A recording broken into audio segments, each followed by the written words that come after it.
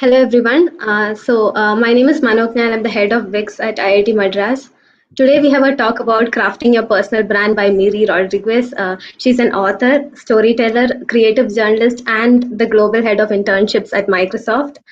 She's a renowned speaker and has won multiple awards. Miri, it's an honor for us to host your talk today. And please start whenever you're ready.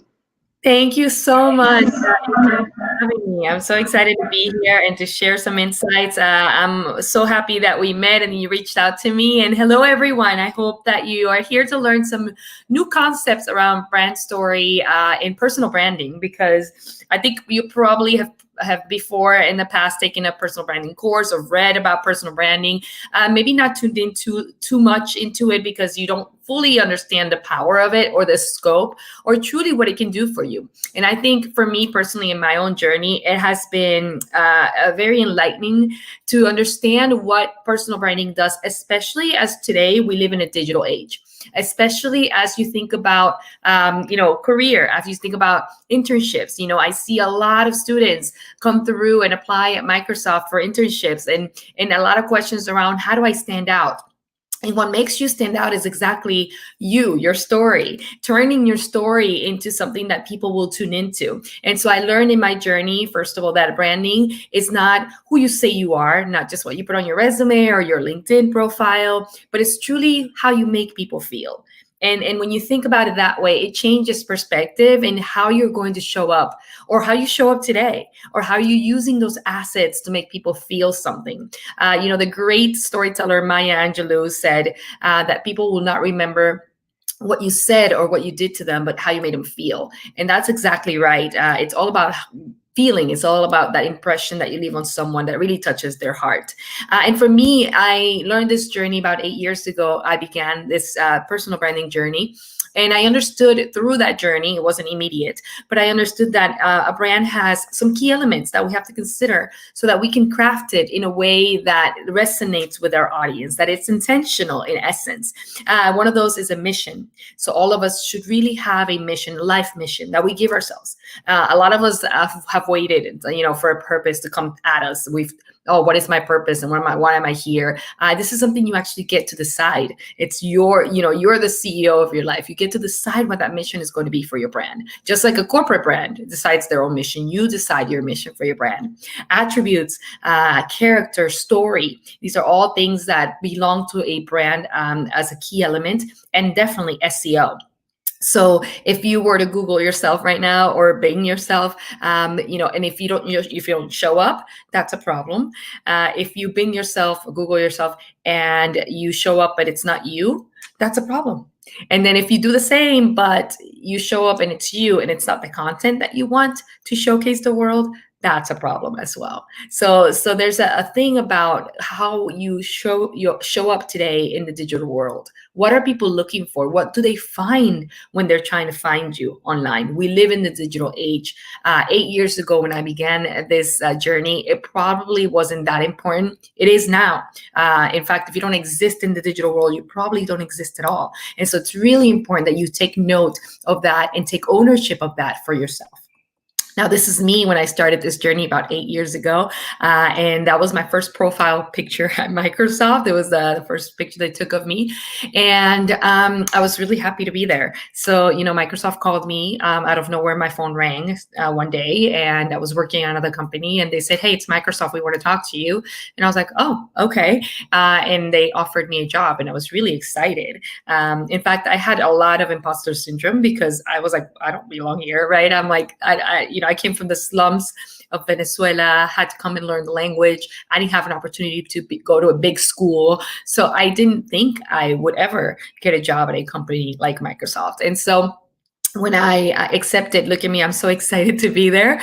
But only that smile lasted just a few days, a few weeks, because soon after I was hired, I began to get bullied by some women, and I was confused. I was shocked and I didn't know what was going on. I kind of stayed around for about a year, hoping that this would go away, and it didn't. And I remember kind of like the climax of the story. I came in one day and we had these desks that were open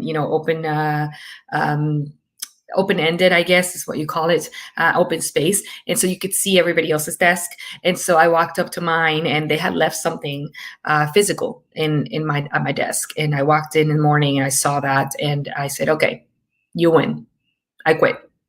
And I grabbed my laptop, and I started to walk out. And so this program manager who worked close to me, he grabbed me by the arm, he pushed me in a room, and he said, no, you're not going anywhere. You have to stay. And I said, well, I don't have to stay. Why do I have to stay? And he's like, well, because Microsoft needs you. We need you here. And I said, no, you don't need me. You don't need me. And he says, well, why don't you go home and think about this before you quit? I was like, okay. So I went home and I thought about that. And I realized real quick that I up until that point I had no purpose. My brand had no purpose. I kind of lived my life just kind of nonchalant and consequential. I went to school, I had a couple kids, I got married, had a couple kids, got a job, started my career. Then I got a big job at Microsoft. But up until then, I was not intentional with my brand. In fact, I had a bunch of mixed attributes to my brand. I wasn't consistent. When you think about people that have a good brand, they're consistent. Influencers and YouTubers, they have this brand and they're always consistently, showing up the same way. You expect that from them. I didn't have that. I definitely had no character definition. I didn't know who I was and how I landed or how I showed up to people. I had no story. I did have a story. Clearly, all of us do. I just didn't know how to leverage my story to deliver my brand to people. And definitely, if you pinged or Google my address, Googled me, you probably just find my address or my parents' address. I don't know. So definitely nothing going on at this point. And that's when I decided I needed a mission. And so I gave myself this statement that you see here. It's purpose. It's my brand mission. I decided to come back the next day. And I decided not to confront the bullies, but to actually begin to talk about being bullied at work. I wanted to see if there were other women who were going through this. And in fact, there was. When I began to share my story, I learned there were other women who were being bullied. And they were younger than me. And they were terrified. They didn't know what to do. And so that gave me purpose. My story of it was an embarrassing story about getting bullied, really helped me set a purpose. And so I went out with this and I gave myself a mission statement. I am blank and blank because the world needs in order to. Now, at that point, I had no idea what that meant. I just knew I needed to create something for myself. And this is what I want you to think about when you're building your brand. Your brand starts with your brand mission. What is it that you want to set out to do? What does the world need? Now, I know the world is really big, right? It's like 8 billion people on the planet. You probably won't reach all 8 billion. I hope you do. But if you don't, you can reach some, right? And for me, it was those women. I wanted to reach them. I wanted to talk to them. If I was scared, they probably were. If I felt like I didn't belong, they probably did too, right? We were hurting. And so for me, it was really important to create a mission around this. And so I began to focus on something that was important to me. How did I show up? In fact, that's the first step. Creating data, understanding your database, understanding where you're starting from. You can't build a brand if you don't know where you are right now. And so it starts with that big question of like, how do people see me? What do I make people feel? So what I recommend here, and I did it, but I did it not the best way because I was just learning. Go ahead and create a survey, an anonymous survey, and ask people this very question. Hey, how do I show up? And let people tell you candidly how you show up. That's going to give you some data. It's going to give you some attributes. It's going to give you some information. Like from there, you get to actually plug into these overarching attributes. I am blank and blank. Now, for me, 2 key themes showed up that I was like, this is interesting. The first one was sarcastic. I showed up sarcastic. The second one was feminist. And I should call out that these attributes are never good or bad. They just are, right? They're just attributes. In fact, I know a lot of people that have built a brand from being sarcastic and they have been very successful, and feminist as well. But for me, as I was thinking of my audience, which were these younger women in tech, I thought, well, if I show up sarcastic, I might not land well. I might not connect with them. Furthermore, a sarcastic brand is probably not global. It may work here in America, in the Western world, but in other parts of the world, they don't get it the same way. And then the other one was feminist. Feminist can be misconstrued, even though it's a noble cause in terms of gender equality, and I am all for it. It can be misconstrued as something that is extremist at times. It could be like all women, by myself, I don't need anyone, men bashing. And I'm not about that, right? I'm married, I have 2 boys. I believe in that success is a team sport, that we don't get there alone. So it wasn't completely aligned to my message. So what I did was I modified these attributes that showed up. And so I changed sarcasm to kind, and I changed feminist to feminine, and I downplayed a little bit of these attributes so that I could do the next part of that, which was helping my girls. The world became my girls. So you see, when you think about your stories, things that have happened to you up until this point, you may think, what do I do with this? Even why does this even happen to me? Like, why did I go through something like this? There is a reason. You give yourself that purpose. You're able to bring insight to the world, into a specific cohort, specific audience, with things that have happened to you. And you may say, well, how has that anything to do with my resume, my LinkedIn profile, my brand? Has everything to do with that. Because when you give yourself a personal mission, it translates into the rest of what you're going to go do everywhere else. And guess what? It all comes back to you the way that you've planted it, right? It's like you've created that intention. Today I work as the head of global internship programs. I never thought I'd be working in HR. I never went to school for HR, but it's here, it's mine. And I have a platform. Why? Because I intended to talk to younger women in tech, and now I do, right? But I intended that many years ago. And so now I do what I get paid to do what I do. And I'm given the platform because the universe conspires for you when you create that purpose. So give yourself a purpose from stories that you have that you may not have considered people want to know about. A story about being bullied, it's not extraordinary. I didn't go to the moon, right? But it's just something that happened that I know might enable someone else. So think about that. And the rest of this, the world and in order to, the legacy part of that, it's all about storytelling. It's really thinking about your own story. Again, your stories, and how do you craft them and design them to build this brand that then enable you to have conversations with people at Microsoft, with your boss, with anyone, with a professor, because you're going at it with a mission. In fact, the conversations are different. It's no longer, why do we want your Microsoft? It's like, I'm like, let me tell you why you need me at Microsoft, right? It's that conversation. It's an empowered conversation. So this is what it looks like. The first thing that you do after you ask people how you show up is you create another set of data. This data is a story of origin, your story of origin. And what you're going to do is you're going to have a blank sheet of paper, as you see here in the screen, and you're going to basically start building data points from the moment you were born. So this is mine. It's a digital illustration. I know I'm old, born in 78. And then from that, mine is actually kind of in the middle of the page. It's not a high or a low in my estimation. I was the middle child, so it was like, born, right after my older sister, who was very celebrated. And then came my little sister, which is actually a low point because then she made me the middle child, which nobody wants to be. Anyway, so as you see here, what I'm illustrating is core memories that I can go back to as far as I can. This is a very high level illustration, but it gives you an idea of what that exercise is going to look like to build your origin story. I only built a little bit up until I got married. Lots of has happened since then, but this just gives you an idea of what your origin story might look like from the moment you were born till you were present. There are milestones. There are things that happen. It's not linear, right? You're going to start to see, and you get to plug that in. What was that? A good memory? Was that a bad memory? Was that a good moment? Was that a cathartic moment? You get to do that, and as you do that, you begin to unlock your brain for encoded memories that it encoded because it was something that impacted you and shaped you in some way. What that does next is it tells you how to begin storytelling, how to use information that you've just crafted, both from people that tell you how you show up and your story.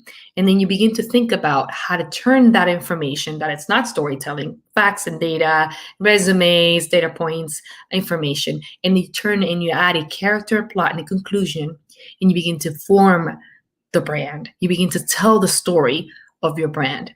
And that's how it shows up. In storytelling, it's a very broad subject. It's something that a lot of people have been talking about lately. It's kind of like a marketing plot, and it isn't really. A lot of marketers are using it, but it's not marketing. What it is the emotional transfer of information. As a storyteller, I worked in core services engineering at Microsoft for about 2.5 years, and I learned the craft but it took me a while to understand it. And so I was at the time finishing my master's degree that Microsoft so kindly was able to help me out with. And it was a personal goal for me to get my master's before I hit 40. And I was taking a course, design thinking and also UX. And I decided to actually leverage this model for my storytelling schemes because I was not doing too well in storytelling. I thought I knew and I didn't know. So I learned what it was. And so I want to share with you this framework that you might use yourself to build your brand. It starts with empathy. So the first thing you have to think about is how to empathize with your audience, how to empathize with yourself. And you have to have an audience, by the way. That's something really important. It's something that I call the universal truth. What is your brand going to do universally? What can it do for a cohort, for an audience that will make them feel something? That's the question. What feeling is your story going to spark? My feeling about bullying was about belonging, right? I was being bullied out of Microsoft. These women were too. And so I wanted them to feel like they belong there, that they could tell imposter syndrome to shut up, right? And that they could stay there because if they didn't, and if I didn't, we would contribute to the greater gap that exists already in gender equality and in the industry, right? We represent less than 2%. So thinking about that, that was my truth.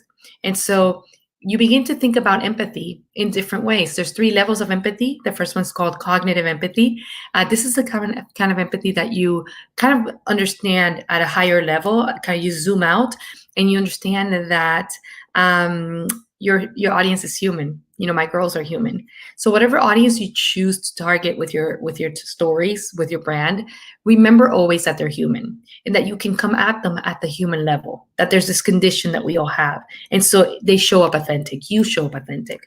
The second empathy is emotional empathy. It's not only my audience is human, but I'm human too.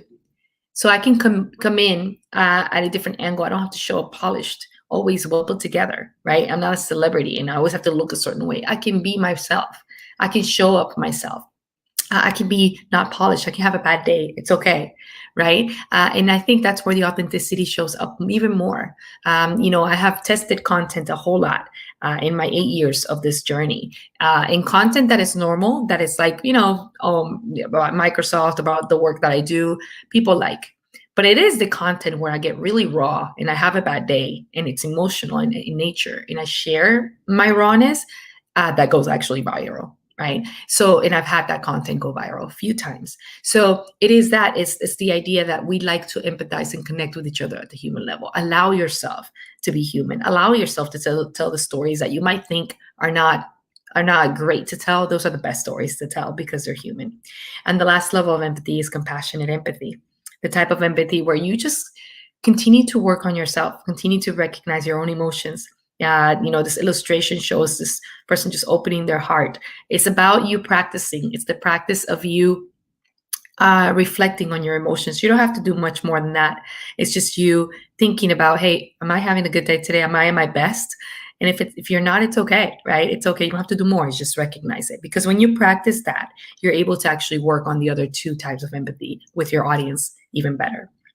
So then when you empathize and you begin to design the story with empathy, you enter this journey, right, of understanding your audience, understanding yourself, and then you get to define. That's the second piece of storytelling for branding. You get to define your mission, your audience, your character, your plot, and your conclusion. And that's really important to think about because you get to choose that audience. Well, how do you choose your audience? I don't know. You get to choose it. Think about how I chose my audience. It's something that happened to me. And I was like, I'm going to go talk to these women. And it became a thing, right? You get to choose them. Could it be younger students? Could it be older? Could it be similar people that have had similar experiences than you? I don't know. But that gives you purpose.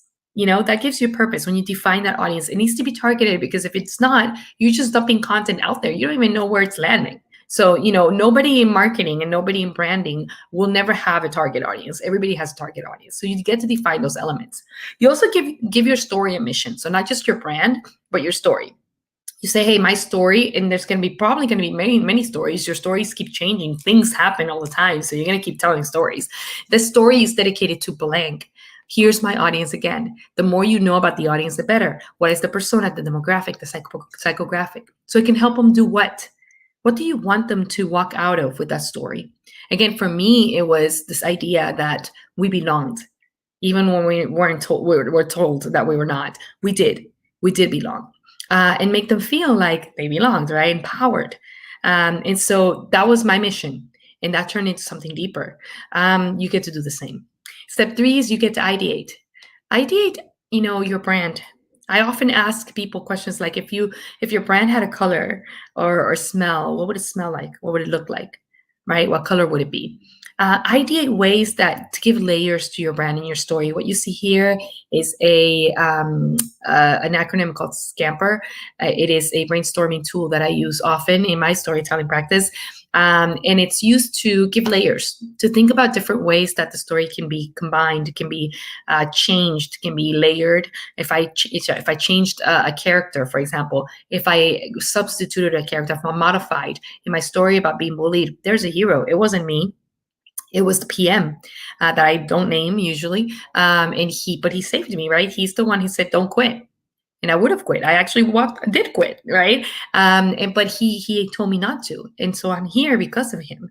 And so it's really interesting to think about characters and how they may change a narrative, because now I can take that same story and talk about people who, when they see something not wrong happen, they step in. They're an active character, right? They're an ally. So there's many ways to dice that story. And then you get to prototype. So now it's when you think about content. Hey, Miri, so what do I do with this? I have a story I want to share. I have an audience I want to share it with. And now what? Well, now you get to prototype. You ideate concepts in your brainstorming session. You think about different layers, different ways the story can be told. Does it need to be a blog? Maybe it's a video. Maybe it's a TikTok. I don't know. And whatever it is, it's intended. There's an intention there, and you get to test it. So based on that, you start thinking about ways. I test my content all the time. Here's an example of that. I put my dog on LinkedIn for his birthday earlier this year. And, a lot of people would be like, whoa, Miri, like, why is your dog on LinkedIn? Isn't that a professional network? I'm like, oh, who died and made anybody a content editor? You know what I mean? For me, it's testing content. So I actually tested this content with my audience. And what this does is allows me to empower myself as well, because I'm testing it for specific audience. And if the people that are not my audience come and talk to in my content, then I get to tell them to shut up and delete and block them because they're not my audience, right? So that's what you do when you brand yourself. You target an audience, you're able to actually define who you're talking to. If your audience is employers, for example, if you're targeting Microsoft as an audience, treat them like an audience, treat them like a friend. Find out what they're about, find out who their friends are, who their foes are, and what they're about and their values, and talk to them, right? Talk about what they do. Talk about empowerment, because that's what we're about at Microsoft, empowering. And then you're able to connect and actually link up with people that speak the same language. In Twitter, I typically have a very techie audience. Most of the engineers are there, and so I get to be a little more sassy. I get to be a little bit, more raw, I guess, than I would with my girls. My girls, actually, my content is very dedicated to them on Instagram. I share a lot of stories about myself there. I'm more of like the personal me. So you won't see a lot of the same content everywhere. Sometimes I do kind of blend it, but most of the time I don't. What I'm trying to showcase here is your stories are ordinary, but people do get curious. In fact, people got curious about me, right? And now when you Google me or you Bing me, look, I have my own panel. Not because I went to the moon, or I'm somebody super special. I'm normal, right? But I just started to intentionally drive my content and my brand. I gave myself a voice. I began to take ownership of my content. I began to create content. I became a producer, not a consumer, right? I no longer consumed other people's content. If they do it, I can do it, right? And now I have a panel. And then I recently launched my website, and that was way after. This was actually in March. Way after my journey. I intentionally didn't have a website because I didn't want people to go, I'll go to my website, come to me. No, I want you to get curious. And so they did, right? That's how it works. So you test it. You test your content. Your story, your brand is never baked. You're never going to finish it. You're just taking ownership of the next chapters of your life. Up until now, somebody probably wrote your book, your chapters. But now you have ownership of that brand. You get to define what it's about, those attributes you give yourself. You get to tell yourself who you're going to be aspirationally, and you become that. So that's what branding is about. It's this internal journey that expresses externally. And then conversations are different. It's no longer, hey, boss, what do I have to do to get the next promotion? It's, hey, you need to give me that promotion because I'm going to go do this. So please empower me. That's the conversation, and that's how it works. So remember, if it doesn't have a character, a plot, and a conclusion, it's not a story. So you have to see where those characters are. You have to define them. You have to take time. Stories are for your audience, not to them. That means you empathize, you're authentic, you show up human, you consider that they're human when you drop the content. Ideate, ideate, ideate, create. We're all creatives. And if you don't think you are, believe me, I didn't think I was. So I'm very analytical. I'm someone who just, didn't think I was creative at all. And I've become that. I've become also an empath. These are all attributes we all hone in that we had when we were children. We just all of a sudden grew up and forgot that we were. So you have it in you. You always have. And lastly, do it with heart. It is something that a brand that is authentic shows up authentic. You don't have to polish it. You don't have to do anything else. When you show up who you are, people will appreciate you for who you are. And if they don't, then you probably don't want them around, right? If a company's not hiring you for you, then what are you doing there? If you don't align to the values, then what are you doing there, right? So follow your heart when it comes to your personal branding and what you're going to do in the world. Thank you so much. If I know we're gonna have some time for questions, but if I don't get to answer all the questions, I'd love for you to connect with me on my website. I also have a book out there on brand storytelling where these concepts, you can deep dive more into these concepts and how to tell your story with personal branding with design thinking approach.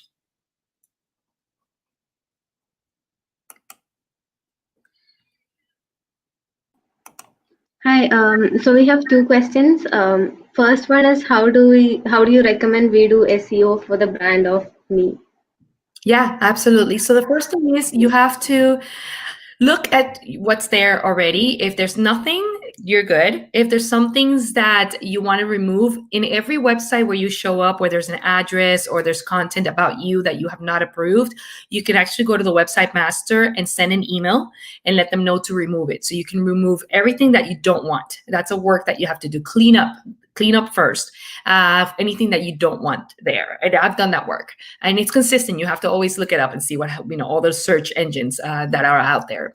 The second one is content. So you begin to create content that people are going to either share, you're going to share, it's out there. So once, the algorithms, what they do is once the content's out there, they're going to look up your name and drive them to the content. So you basically are working with that algorithm. I was able, and I've never paid for SEO. I was able to actually get my website to be number one when you look me up on, and it's incredible that happened. But that's all related to content. So it's really around getting through the algorithm more and more. So the more content you create, the more the algorithm is going to work to connect that content to your name and push it up as number one.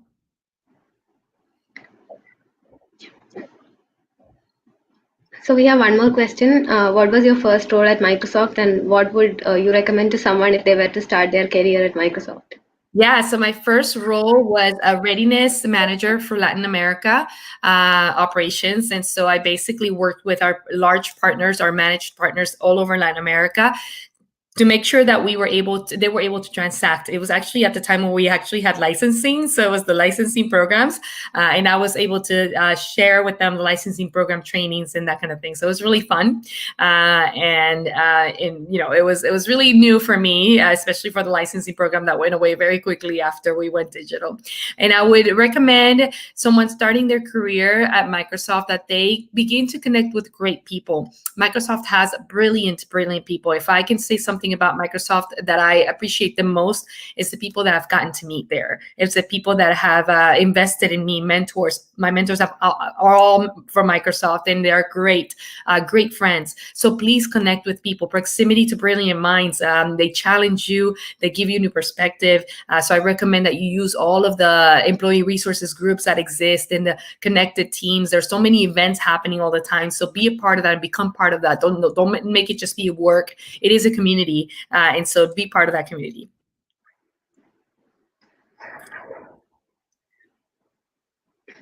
I guess those are all the questions we have. So thank you, Miri, for your talk.